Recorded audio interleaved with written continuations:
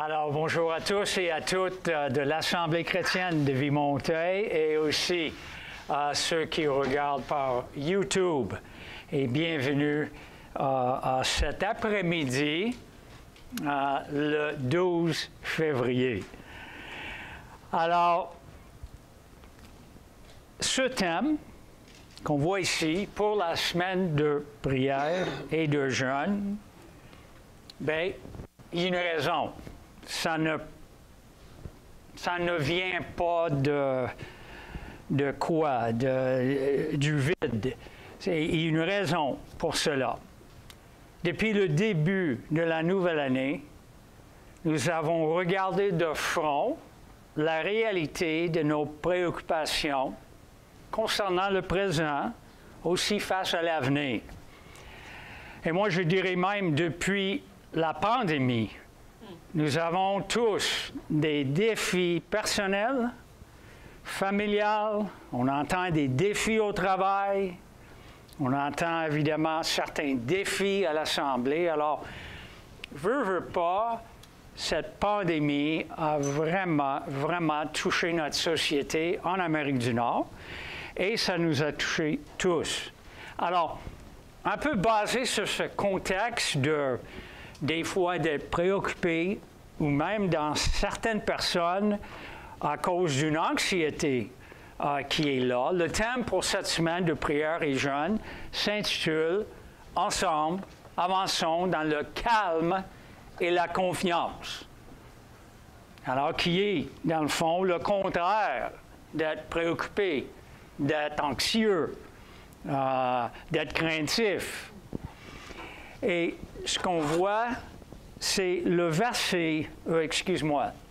passage clé qu'on a choisi comme tremplin pour entrer dans cette semaine et dans un sens pour nous ancrer, c'est Ésaïe 30:15.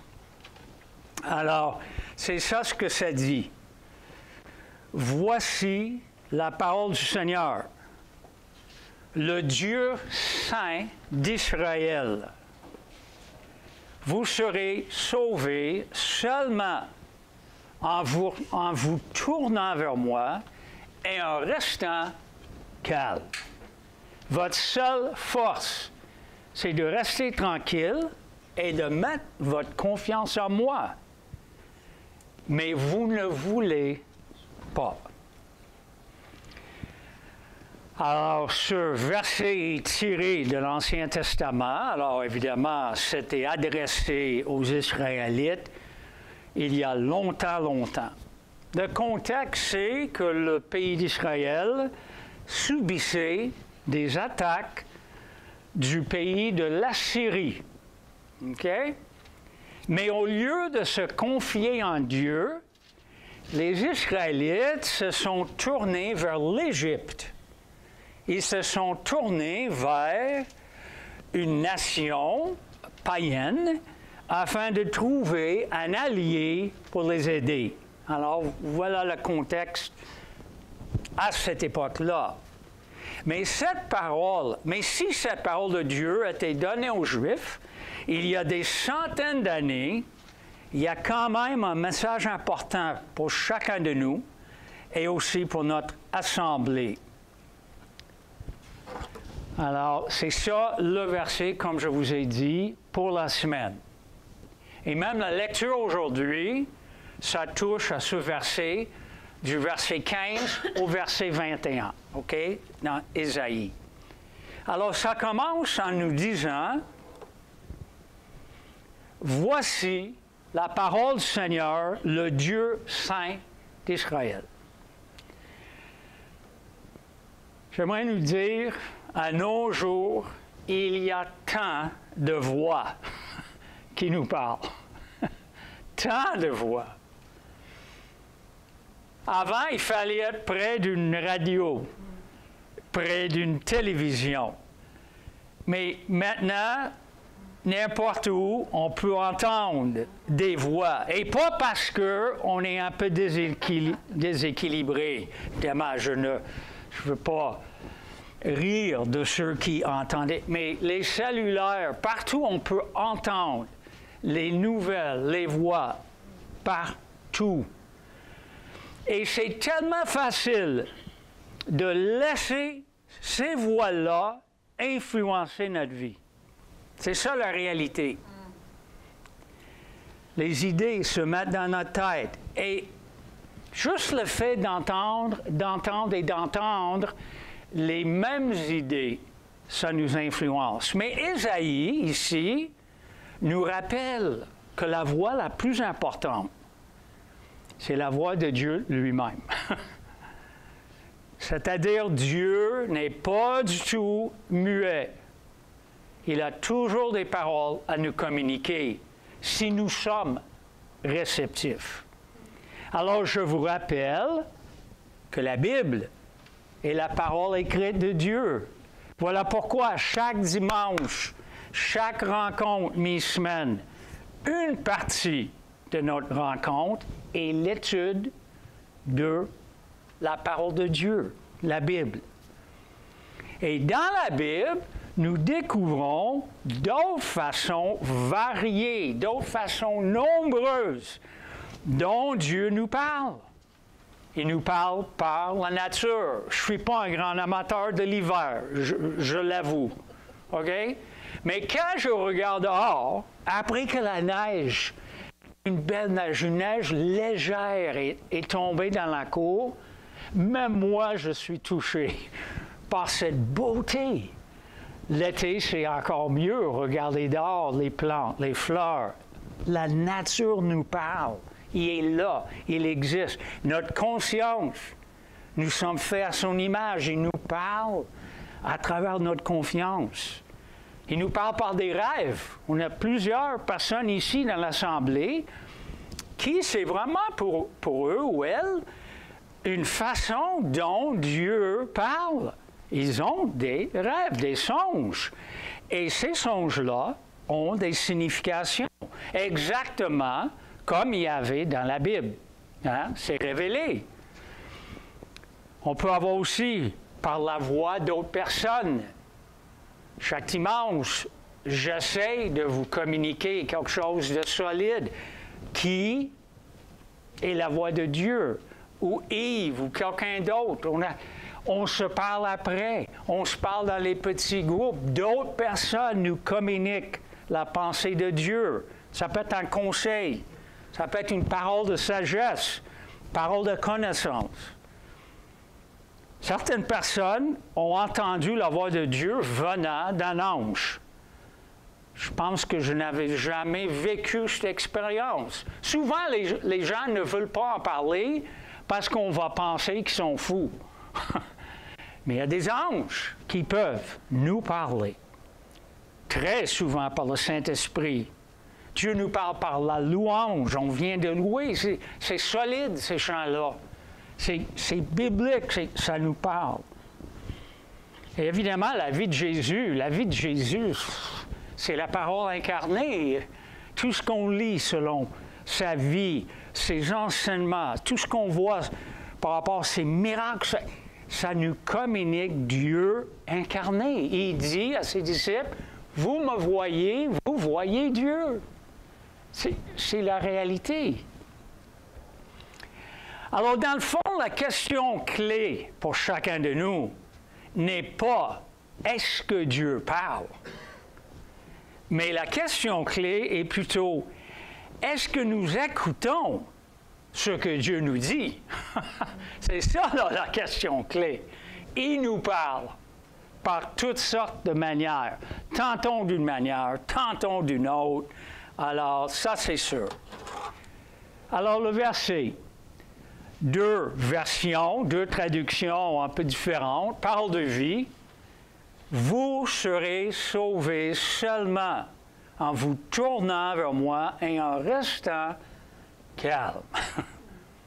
Votre seule force, c'est de rester tranquille. Je pense qu'il veut nous communiquer quelque chose. Et de mettre votre confiance en moi. Et le nouveau français courant, à peu près la même chose, mais vous ne serez sauvés qu'en revenant à moi. et en restant paisible. Ça, c'est un beau mot. Parce que c'est le même en anglais. Alors, je pense, est-ce que c'est le même mot en anglais là-dessus? Peut-être pas, paisible. Non. Peaceful. Votre seule force, c'est de garder votre calme et de me faire confiance. Alors, nous devons nous syntoniser à la voix du Seigneur et après, nous commençons à bien écouter le contenu du message.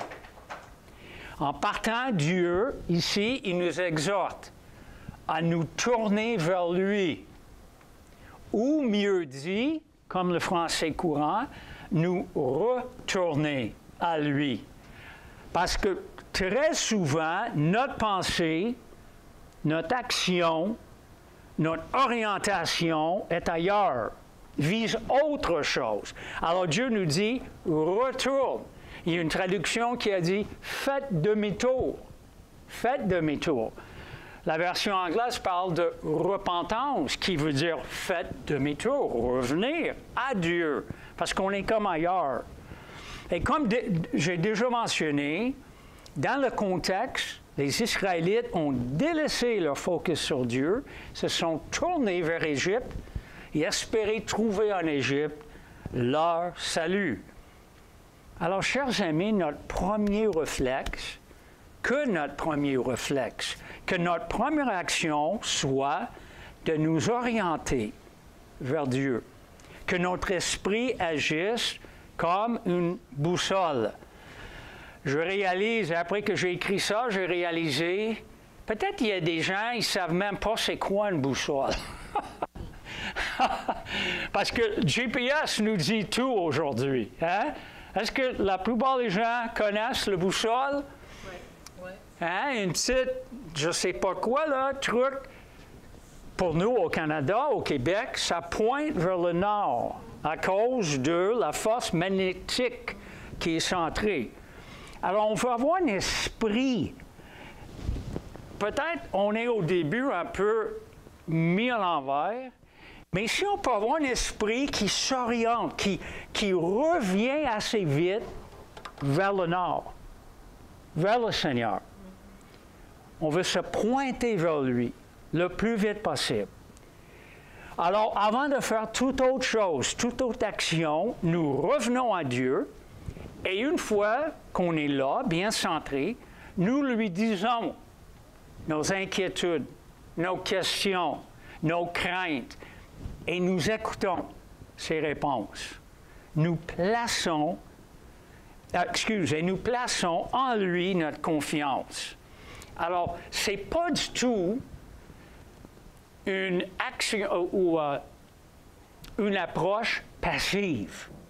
Dans d'autres religions du monde, ils vont te dire « vide ta tête ». Okay? La méditation transcendantale ou la méditation souvent dans l'Est, dans l'Orient, ils parlent de vider ta tête, de tout, et puis de répéter le même mot, juste pour essayer de te calmer. Être chrétien veut dire « je me tourne vers Dieu et ce que je veux faire, c'est vider ma tête de tous mes soucis, de mes inquiétudes, de tous les arguments ou mes pensées négatives et laisser Dieu remplir ma tête avec du solide, avec la vérité.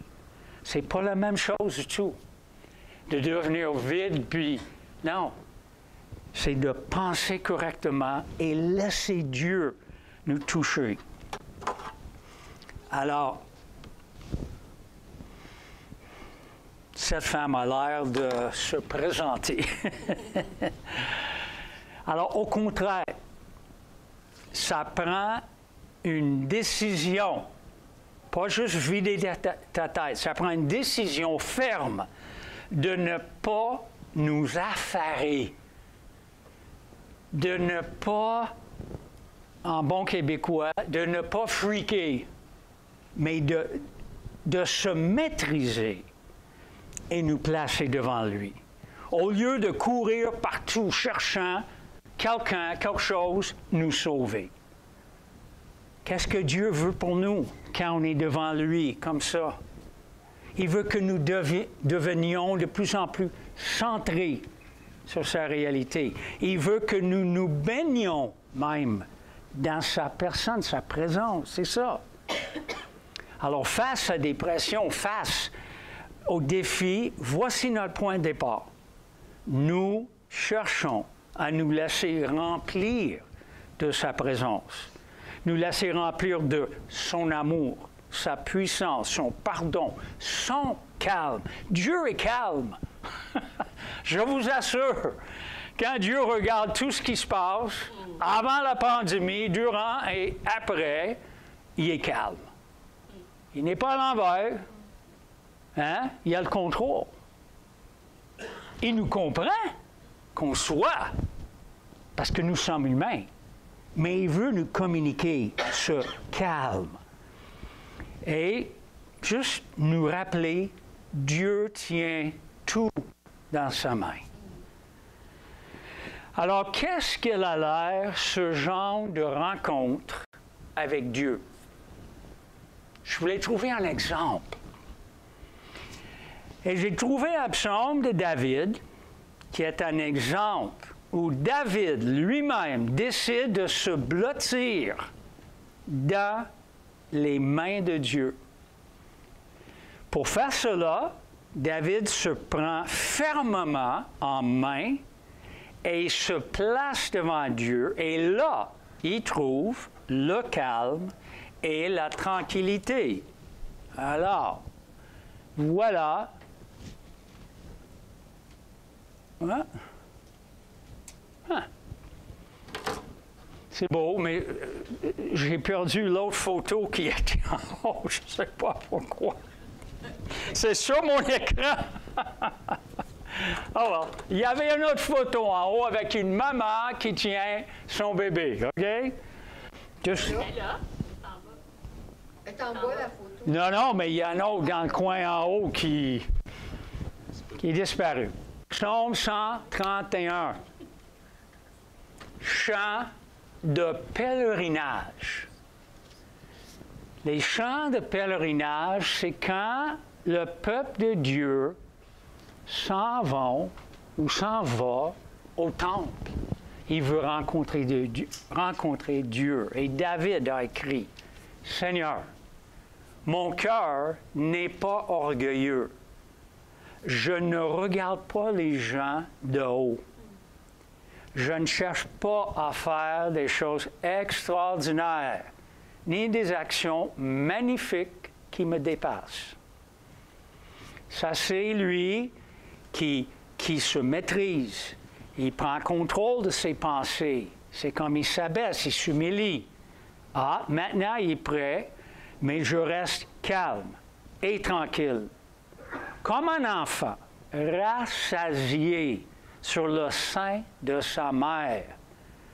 Comme ce petit enfant, je suis calme et tranquille. Juste en le lisant, j'ai le désir juste de m'endormir. juste m'aliter, là. C'est calme. Et on peut voir, attends le Seigneur avec espoir, dès maintenant et pour toujours. David est un guerrier. Il est un homme fort. Il n'est pas lâche, lui. Il est courageux. Mais il reconnaît, cet homme tough, reconnaît son propre besoin de se calmer, de se décompresser en s'approchant du Seigneur. David reconnaît que devant Dieu, il est un enfant qui a tant besoin d'amour, tant besoin d'attention. Et il n'y a aucune honte dans ça, de sa part. Aucune honte. J'ai besoin, il dit, d'être dorloté, choyé par Dieu. Alors regardons comment David se prend en main dans sa pensée. Comme je viens de dire, il s'humilie, il s'abaisse devant Dieu et les autres. Alors il est prêt à vivre en temps d'intimité avec son Dieu. Et notons l'image qu'il choisit pour son temps de calme et tranquillité. L'image d'une maman avec son jeune enfant. Ça, c'est une image de calme, de contentement, de sécurité, d'amour. Il n'y a pas grande image aussi calme. Les grands-mamans, les mamans savent que ces moments-là sont précieux. Quand nous prenons, quand un grand-papa, un papa qui prend son enfant, il tient prêt. C'est ça l'image qui est venue à David. Ah oui, il y a d'autres images. Il a écrit aussi le psaume 23 qui parle de Dieu comme berger, qui prend soin de lui, qui va le diriger près des courants d'eau paisibles. Mais ça, c'est beaucoup plus intime et encore plus calme. Alors, souvent, on mentionne chez nous, à cette Église, cet équilibre qui est en Dieu. Notre Dieu a toutes les caractéristiques que nous voyons dans un homme et il y a toutes les caractéristiques qu'on voit dans une femme. Dieu est équilibré. Alors, Dieu a choisi cette image-là pour nous communiquer. Il est prêt à nous donner des temps où on peut vraiment se calmer, se laisser dorloter, se laisser aimer. Dieu veut nous prendre tous dans ses bras tel qu'une maman tient son jeune enfant. Mais il faut se laisser. Et David se laisse aller. Et évidemment, cet amour que David reçoit ici crée en nous une confiance en Dieu. On va avancer dans le calme et la confiance. Confiance, c'est là où la confiance est bâtie. Quand nous savons que le Seigneur prend soin de nous comme un bon parent. Alors, en terminant, aujourd'hui même, en débutant cette semaine où nous voulons avancer dans le calme et la confiance, pourrions-nous suivre cet exemple de David? Est-ce qu'on pourrait suivre cet exemple? Pourrions-nous retourner à Dieu, trouver en lui notre calme, notre force, notre solidité, en dépit de tous les défis auxquels nous faisons face? Reposons-nous dans ses bras. Restons en silence, sachant que Dieu est tout ce dont nous avons besoin. Et puis, proclamons sa grandeur. Rappelons-nous nous-mêmes son amour en chantant. Acclamons qu'il est notre seul Sauveur, notre seul Seigneur. Alors, il est malheureux, mais la dernière ligne dans le verset 15 nous donne une triste nouvelle. Les Israélites, même en recevant une parole directe et claire de Dieu, de trouver refuge en lui, et même en entendant les résultats que Dieu promet pour ceux qui trouvent refuge en lui, ils ne voulaient pas. Alors, ils ne voulaient pas faire demi-tour et compter sur Dieu. Ils continuaient à rechercher un autre sauveur, de l'aide ailleurs, un allié ailleurs. Alors, c'est malheureux. Mais j'espère que nous, on va démontrer une différente attitude. Par la grâce de Dieu, nous ne ferons pas comme eux. On va aller vers lui. On va nous présenter devant lui. On va faire confiance en lui et on va voir évidemment comment il nous guide et il nous parle.